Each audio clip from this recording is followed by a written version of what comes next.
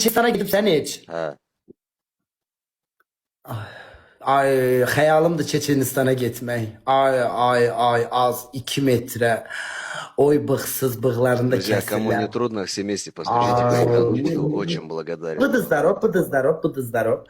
Az 2 metre oğlan bığlarını kesirlər. Kostüm şalvar Çeçen. Buradan Çeçenistan'a Çeçen oğlanlarına çoklu agronlu salam. Privet devuşka, очень красивая Çeçen oğlanları. My brat. Az neyse yine xəyallara daldım. Bakın arasındasınız. Кубинка. Kubinka ne iş görürsünüz? İşiniz sosyal medya, streamer.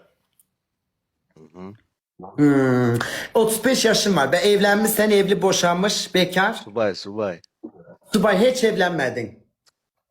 Allah Allah. Neyse biz tarafları okşuyorsan belki ona göre mi? Yani problem mi var? Bir problem mi var? İlgi alanında değil mi? Nedir? Niye evlenmedin 35 yaşında? Buyur cevapla. Bilmirəm. Ha ne biz taraflarında da o gizli. Ha gizli sen. Gizli takılırsan. Hı. Ha, yo, problem yoktu. Ben normal insan. Ben anormalam, ben de normalam da. Yani deyirəm başa düşmədi. Ben prosta 100% dili bilmirəm. 100% dili Ha, bilmirəm. yo, yaxşı Da, şey danışdın, öğrenirim yaxşı. yavaş. İnşallah. Boyun neçədir? 80. Bir boydan görebilərik. Ha? 1.80. Anladım bir xəştat olduğunu. Deyirəm boydan görebilərik. Показать типа? Deyirəm ki, adım kilogram yabluku. Yani boydan görebilərik. Переведи мне, что он говорит. Bir dakika.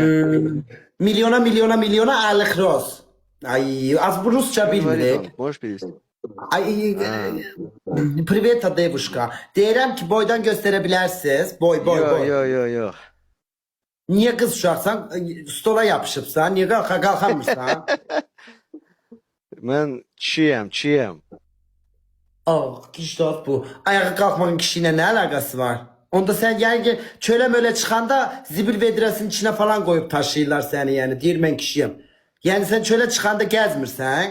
Ayağa kalkmırsan. Yok, evde, toka evde. Ay ne sıkıcı olan. Bürcün nerede?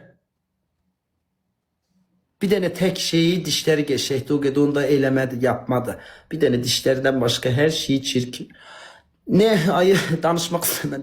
Ay sevgilin var biraz test et danış. Yoktu. Yani Allah aşkına sen de kim sevgili olsun adamın yüreğini çartladarsın, yüreğini partladarsın, yüreğim sıkıldı senden. Hele düşün senin evlenmişim aynı evde kalırıq. O özümü kendimle asaram, balkondan aşağı atarım. Az ne olsun pullu da ay bacı, ne kadar da pulu olsa az adam sıkılır bile. Lelöyün adamlardan enerjisi adam sıkılır. Ay yoksa pullu olsun. Pullu olsun. Ama her şeyde pul değil. Ne bileyim az kalmışıq ortada. Ne pulluyu sevirik. Ona göre dımdızlak kalmışıq. Alan yoktu biz Allah'ın cezalarıyıq.